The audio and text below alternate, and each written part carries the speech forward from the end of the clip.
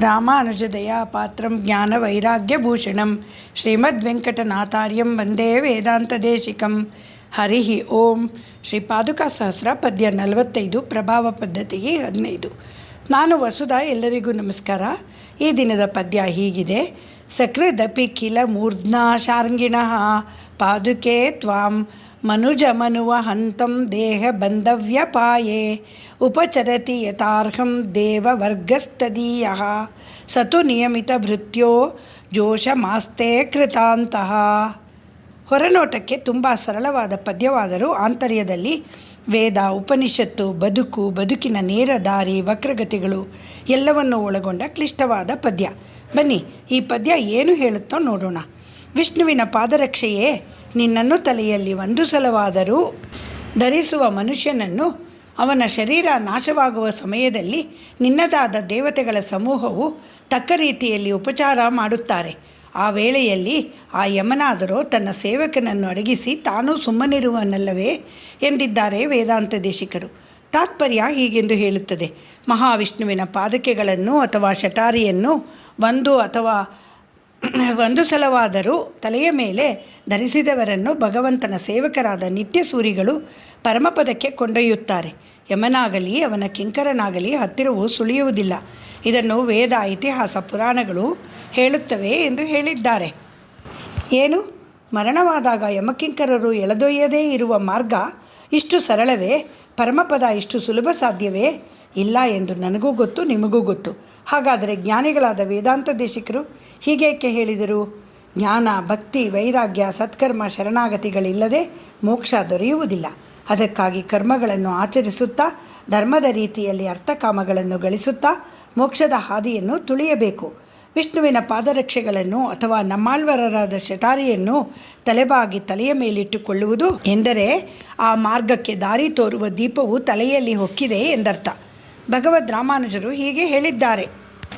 ಶ್ರೀಮಲ್ಲಕ್ಷ್ಮಣ ಯೋಗಿನಸ್ತು ಭುವನಂ ಸತ್ಯಂ ತದೀಶ ಶ್ರಿಯಃ ಕಾಂತೋ ಬ್ರಹ್ಮ ಸಯೇವ ಸೋಖಿಲ ತನುರ್ಭಿರ್ನಾಸ್ತಾತಶ್ಚೇತನ ಸತ್ಯ ಸಂಸ್ಕೃತಿರೀಶ ನಿಗ್ರಹ ಕೃತ ಮುಕ್ತಿಸ್ತು ಭಕ್ತ್ಯಾದಿನ ತತ್ಪ್ರಾಪ್ತಿ ಪರಮೇ ಪದೇ ತದನುಭೂತ್ಯ ಕೇತಿ ಸುಚಕ್ಷತೆ.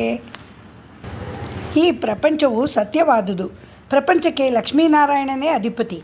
ಅವನೇ ಪರಬ್ರಹ್ಮ. ಎಲ್ಲ ಚರಾಚರ ವಸ್ತುಗಳನ್ನು ತನ್ನ ಶರೀರವಾಗಿ ಧರಿಸಿರುವವನು. ಚೇತನಗಳೆಲ್ಲ ಅವನಿಗೆ ಅಧೀನವಾಗಿದೆ. ಅವನ ನಿಯಮಗಳನ್ನು ಮೀರಿ ಕರ್ಮಗಳನ್ನು ಮಾಡಿದರೆ ಹುಟ್ಟು ಸಾವುಗಳ ಸರಪಳಿಯಿಂದ ತಪ್ಪಿಸಿಕೊಳ್ಳೋದು ಸಾಧ್ಯವಿಲ್ಲ. ಭಕ್ತಿಯೋ ಪ್ರಪತ್ತಿಯೋ ಮೊದಲಾದ ಉಪಾಯಗಳಿಂದ ಧರ್ಮ ಪ್ರವೃತ್ತನಾಗಿ ಬದುಕಿದಾಗ ಮಾತ್ರ ಪ್ರಕೃತಿ ಮಂಡಲದ ಸಂಪರ್ಕವಿಲ್ಲದ ವೈಕುಂಠ ಪ್ರಾಪ್ತಿಯಾಗುವುದು. ಈ ರೀತಿ ಆ ಪರಮಪುರುಷನ ಪ್ರಾಪ್ತಿಯೇ ಮೋಕ್ಷ ಎನ್ನುತ್ತಾರೆ ಭಗವದ್ ರಾಮಾನುಜರು. ಮುಂದೆ ಮೋಕ್ಷ ಪ್ರಾಪ್ತಿಗಾಗಿ ಹೇಗೆ ಬದುಕಬೇಕೆಂಬುದನ್ನು ಈ ಶ್ಲೋಕದಲ್ಲಿ ಹೇಳಿದ್ದಾರೆ. ಶ್ರೀಭಾಷ್ಯ ದ್ರವಿಡಾಗಮೋ ಪ್ರವಚನೆ ಶೀರ್ಷಸ್ಥ ಲೇಶ್ವನ್ವಹಂ ಕೈಂಕರ್ಯಂ ಯದುಶೈಲ್ಯ ನಿತ್ಯ ವಸತಿ ಸಾರ್ಥಾದ್ವಯೋಚ್ಚಾರಣಂ ಯದ್ಭಾಗವತಾಭಿಮಾನ ವಸತಿ ಶ್ರೇಯಸ್ಸತಾಂ ಮಿತ್ಯಲಂ ಶಿಷ್ಯಾನ್ಯಾಹ ಯತೀಶ್ವರ ಪರಮಗಾದ್ ವಿಷ್ಣೋ ಪದಂ ಶಾಶ್ವತಂ. ಶ್ರೀಭಾಷ್ಯ ಬ್ರಹ್ಮಸೂತ್ರಗಳನ್ನು, ದಿವ್ಯ ಪ್ರಬಂಧಗಳನ್ನು ಅಧ್ಯಯನ ಮಾಡಿ ಮನನ ಮಾಡಿಕೊಂಡು ಅನುಷ್ಠಾನದಲ್ಲಿ ತಂದು ಇತರರಿಗೂ ಉಪದೇಶಿಸಬೇಕು. ಸರ್ವಕಾಲದಲ್ಲಿಯೂ ದ್ವಯಮಂತ್ರವನ್ನು ಅನುಸಂಧಾನ ಮಾಡಬೇಕು. ಭಾಗವತ ಕೈಂಕರ್ಯ ಮಾಡುತ್ತಿರಬೇಕು. ಅದೇ ಮೋಕ್ಷಕ್ಕೆ ದಾರಿಯನ್ನು ತೋರಿಸುತ್ತದೆ ಎಂದಿದ್ದಾರೆ ಭಗವದ್ ರಾಮಾನುಜರು. ಕಾಯ, ವಾಚ, ಮನಸ ಕಪಟವಿಲ್ಲದೆ ಬದುಕಿದರೆ, ಬೇರೆಯವರಿಗೆ ಪೀಡಿಸದೆ ನಮ್ಮನ್ನು ಕಾಪಾಡಿಕೊಳ್ಳುತ್ತಾ ಬದುಕಿದರೆ ಉತ್ತಮ ಗತಿ ದೊರೆಯುವುದರಲ್ಲಿ ಸಂದೇಹವೇ ಇಲ್ಲ ಎನ್ನುತ್ತಾರೆ ಹಿರಿಯರು. ಉಪನಿಷತ್ತುಗಳು, ದಿವ್ಯ ಪ್ರಬಂಧಗಳು, ರಾಮಾಯಣ, ಮಹಾಭಾರತ, ಭಾಗವತ, ಭಗವದ್ಗೀತೆ ಇತ್ಯಾದಿ ಶ್ರೇಷ್ಠ ಗ್ರಂಥಗಳು ಧರ್ಮ ಅಧರ್ಮಗಳ ನಡುವಿನ ಸೂಕ್ಷ್ಮ ವ್ಯತ್ಯಾಸಗಳನ್ನು ತೋರಿಸಿಕೊಡುತ್ತದೆ. ಪಾಪ ಪುಣ್ಯಗಳ ಅರಿವು ಮೂಡಿಸುತ್ತದೆ. ಸರಿಯಾದ ನಡೆಯನ್ನು ನಡೆಸುತ್ತದೆ. ಬದುಕಲು ಕಲಿಸುತ್ತದೆ. ಬಹುತೇಕ ಜನರು ಮೋಕ್ಷ ಎಂದರೆ ಅಥವಾ ಸ್ವರ್ಗ ಎಂದರೆ ಈ ಬದುಕಿನ ಆಚೆಯದು, ಈಗ ಯಾಕೆ ಬೇಕು ಎಂದು ಯೋಚಿಸುತ್ತಾರೆ. ಈಗಿನ ಜೀವನಕ್ಕೂ ಅದಕ್ಕೂ ಸಂಬಂಧವಿಲ್ಲ ಎಂದು ತಿಳಿಯುತ್ತಾರೆ. ಸಾಮಾಜಿಕ ನೀತಿ ನಿಯಮಗಳನ್ನು ಮೀರಿ ಸ್ವಚ್ಛಂದವಾಗಿ ಬದುಕುತ್ತಾರೆ. ಹಾಗಾಗಿ ಕರ್ಮ ಪಾಶದಲ್ಲಿ ಬಂಧಿತರಾಗುತ್ತಾರೆ. ಈಶೋಪನಿಷತ್ ಹೇಳುತ್ತದೆ, ಧೀರರಾಗಿ ಬಾಳಿ ಕರ್ಮ ಮಾಡುತ್ತಾ ಬದುಕಿರಿ. ಕರ್ಮಫಲದಲ್ಲಿ ಆಸಕ್ತಿ ಇಡಬೇಡಿ. ನಿಮ್ಮಲ್ಲಿ ನಿಮಗೆ ನಂಬಿಕೆ ಇರಲಿ. ಭೌತಿಕ ಸಂಪತ್ತು ಬೇಕಾದರೆ ಅದಕ್ಕೆ ಶ್ರಮಿಸಿರಿ, ಅದು ದೊರೆಯುತ್ತದೆ. ಬುದ್ಧಿಜೀವಿಯಾಗಲು ಬಯಸಿದರೆ ಅದಕ್ಕಾಗಿ ಬುದ್ಧಿಮಟ್ಟದಲ್ಲಿ ಶ್ರಮಿಸಿ, ನೀವು ಬೌದ್ಧಿಕವಾಗಿ ಮಹಾವ್ಯಕ್ತಿಗಳಾಗುತ್ತೀರಾ. ಬಂಧಮುಕ್ತಿ ಬೇಕಾದರೆ ಆಧ್ಯಾತ್ಮಿಕ ಮಟ್ಟದಲ್ಲಿ ಶ್ರಮಿಸಿ, ನೀವು ಮುಕ್ತರಾಗುತ್ತೀರಾ ಎಂದು ಹೇಳುತ್ತದೆ. ಆದ್ದರಿಂದ ಸೋಮಾರಿಯಾಗಿ ಕುಳಿತುಕೊಳ್ಳಬೇಡಿ, ಏಳಿ ಎದ್ದೇಳಿ ಜಾಗೃತರಾಗಿರಿ, ಗುರಿ ಮುಟ್ಟುವವರೆಗೂ ನಿಲ್ಲಬೇಡಿ ಎನ್ನುತ್ತದೆ ಕಠೋಪನಿಷತ್ತು. ಉತ್ತಿಷ್ಠತ ಜಾಗ್ರತ ಪ್ರಾಪ್ಯವರ ನಿಬೋಧತ ಎಂದು. ಬದುಕಿಗೆ ಬೆಳಕು ನೀಡುವ ಮೋಕ್ಷದೆಡೆಗೆ ಕರೆದುಕೊಂಡು ಹೋಗುವ ಮಾತುಗಳನ್ನು ಹೇಳಿದೆ ಈ ಉಪನಿಷತ್. ಅಸುರಿ ಜಗತ್ತು ಯಾವುದು? ಅದು ಹೇಳುತ್ತದೆ ಅಜ್ಞಾನ ಎಂದು. ಜ್ಞಾನ ತರುವ ತಪಸ್ಸು, ಧ್ಯಾನ, ವೇದಾಧ್ಯಯನ, ಉಪನಿಷತ್ತುಗಳ ಸಂದೇಶ, ರಾಮಾಯಣ, ಮಹಾಭಾರತ, ಭಾಗವತ ಕಥೆಗಳಲ್ಲಿ ಹುದುಗಿರುವ ಧರ್ಮ, ಭಗವದ್ಗೀತೆಯ ಸಾರ, ವಿಷ್ಣು ಸಹಸ್ರನಾಮದ ಅರ್ಥ ಇವೆಲ್ಲ ಕೇವಲ ಸನ್ಯಾಸಿಗಳ, ಸಾಧುಗಳ, ಮಠಾಧಿಪತಿಗಳ, ಆಚಾರ್ಯ ಆಳ್ವಾರುಗಳ, ವಯಸ್ಸಾದವರ ಅವಶ್ಯಕತೆ ನಮಗಲ್ಲ ಎಂದು ಜನಸಾಮಾನ್ಯರು ಭಾವಿಸುತ್ತಾರೆ. ಆ ಭಾವನೆಯೇ ಸಮಾಜಕ್ಕೆ ಬಂದಿರುವ ಕುತ್ತು. ಆಧ್ಯಾತ್ಮಿಕತೆ ಜನಸಾಮಾನ್ಯರ ನಿತ್ಯ ಕರ್ಮಗಳಲ್ಲಿ ಇರಬೇಕು. ಧರ್ಮಬೋಧನೆಗಳನ್ನೆಲ್ಲ ಕಿರಿಯರು ಮೈಗೂಡಿಸಿಕೊಳ್ಳಬೇಕು. ಆಗಲೇ ಸಮಾಜ, ಬದುಕು, ಜನಜೀವನ ಸುಸ್ಥಿತಿಯಲ್ಲಿ ಇರಲು ಸಾಧ್ಯ.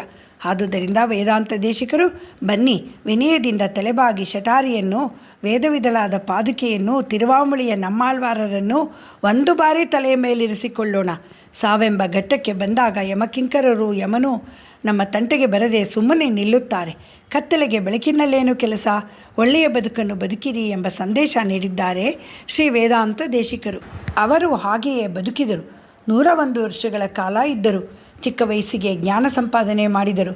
128 ಅತ್ಯುತ್ತಮ ಗ್ರಂಥಗಳನ್ನು ಬರೆದರು, ಜಗತ್ತಿಗೆ ನೀಡಿದರು. ಸಾವಿರಾರು ಶಿಷ್ಯರಿಗೆ ತಮ್ಮ ಜ್ಞಾನವನ್ನೆಲ್ಲ ಧಾರೆ ಎರೆದರು. ಜೀವನದುದ್ದಕ್ಕೂ ಆದರೂ ಅವರು ಭಿಕ್ಷಾಟನೆಯಿಂದಲೇ ಬದುಕಿದರು. ಪ್ರತಿವಾದ ಭಯಂಕರರಾಗಿದ್ದರೂ ವಿನಯದಿಂದ ಬಾಳಿದರು. ನಿರ್ಭೀತರಾಗಿ ಮುಸಲ್ಮಾನರ ದಾಳಿಯನ್ನು ಎದುರಿಸಿ ಉಪಾಯದಿಂದ ಕಾಪಾಡಬೇಕಾದವರನ್ನೆಲ್ಲ ಕಾಪಾಡಿದರು. ಭಕ್ತಿ, ಜ್ಞಾನ, ವೈರಾಗ್ಯಗಳಿಂದ ಕೂಡಿದ ಸಾರ್ಥಕ ಬದುಕನ್ನು ಬದುಕಿದರು. ಈಶೋಪನಿಷತ್ತಿನ ತೇನ ತ್ಯಕ್ತೇನ ಭುಂಜೀತಾಹ ಮಾಗೃದಃ ಕಸ್ಯಸ್ವಿದ್ದನಂ ಎಂಬ ಮಾತುಗಳನ್ನು ಅನುಷ್ಠಾನಕ್ಕೆ ತಂದು ಬಾಳಿದರು. ಅದು ಹೇಳುತ್ತದೆ, ನಮ್ಮ ಬದುಕಿನ ಎಲ್ಲ ಜಾಗಗಳಲ್ಲೂ ಭಗವಂತನನ್ನು ಸೇರಿಸಿಕೊಳ್ಳಬೇಕು. ತ್ಯಾಗದಿಂದಲೇ ಗೆಲುವು ಸಾಧಿಸಬೇಕು. ಬೇರೆಯವರ ಐಶ್ವರ್ಯಕ್ಕಾಗಿ ಆಸೆ ಪಡಬಾರದು ಎನ್ನುತ್ತದೆ ಉಪನಿಷತ್ತು. ನಾವೆಲ್ಲರೂ ಗಳಿಸುವ ಅಥವಾ ಇರುವ ನಮ್ಮ ರೂಪ, ಬುದ್ಧಿ, ಬಲ, ಐಶ್ವರ್ಯ, ಗುಣ ಎಲ್ಲ ಯಾವತ್ತಾದರೂ ನಶಿಸಿ ಹೋಗುವಂತಹುದೇ. ಅಂದರೆ ಕೊನೆಗೆ ಉಳಿಯುವುದು ಸೊನ್ನೆಯೇ. ಸೊನ್ನೆಗೆ ಬೆಲೆ ಇಲ್ಲ ನಿಜ, ಆದರೆ ಭಗವಂತ ಒಬ್ಬನೇ. ಅವನೇ 1ನೇ ಅಂಕಿ. ಸೊನ್ನೆಯ ಹಿಂದೆ 1 ಎಂಬ ಅಂಕಿಯನ್ನು ಹಾಕಿದರೆ ಆಗ ಆ ಸೊನ್ನೆಗೆ ಬೆಲೆ. ಭಗವಂತನೆಂಬ 1 ಅಂಕಿಯ ಮುಂದೆ ನಮ್ಮ ಜೀವನದ ಸಂಪಾದನೆಯ ಎಲ್ಲ ಸೊನ್ನೆಗಳನ್ನು ಸೇರಿಸಿದಷ್ಟೂ ನಮ್ಮ ಬದುಕಿನ ಬೆಲೆ ಹೆಚ್ಚಾಗುತ್ತದೆ. ಆ 1 ಅಂಕಿ ಇಲ್ಲದಿದ್ದರೆ ನಮ್ಮ ಎಲ್ಲ ಸೊನ್ನೆಗಳಿಗೂ ಬೆಲೆಯೇ ಇಲ್ಲ. ಹಾಗೆ ಬಾಳಿನಲ್ಲಿ ಭಗವಂತನ ಇರುವಿಕೆಯ ಜ್ಞಾನ ಇಲ್ಲದಿದ್ದರೆ ಬದುಕಿಗೆ ಬೆಲೆ ಇರುವುದಿಲ್ಲ. ಶಟಾರಿಯನ್ನು ತಲೆಯ ಮೇಲೆ ಇಟ್ಟುಕೊಳ್ಳುವುದು ಎಂದರೆ ಭಗವಂತನ ದಿವ್ಯ ಪಾದಗಳ ಸಂಪರ್ಕ. ಇದೇ ಈ ಪದ್ಯದ ಸಂದೇಶ. ಭಗವಂತನ ಪಾದರಕ್ಷೆಗಳ ಸ್ಪರ್ಶ ನಮ್ಮಲ್ಲಿ ಶ್ರೀರಾಮಚಂದ್ರನ ದಿವ್ಯ ಪಾದಗಳ ಮಹಿಮೆಯನ್ನು ಸದಾ ನೆನಪಿಸುತ್ತಿರಲಿ ಎಂದು ಪ್ರಾರ್ಥಿಸುತ್ತಾ ಈ ಪದ್ಯವನ್ನು ಸಂಪನ್ನಗೊಳಿಸುತ್ತಿದ್ದೇನೆ. ಶ್ರೀರಂಗಮಣಿ ಪಾದುಕಾಭ್ಯಾಂ ನಮಃ. ಶ್ರೀ ನಿಗಮಾಂತ ಮಹಾದೇಶಿಕಾಯ ನಮಃ.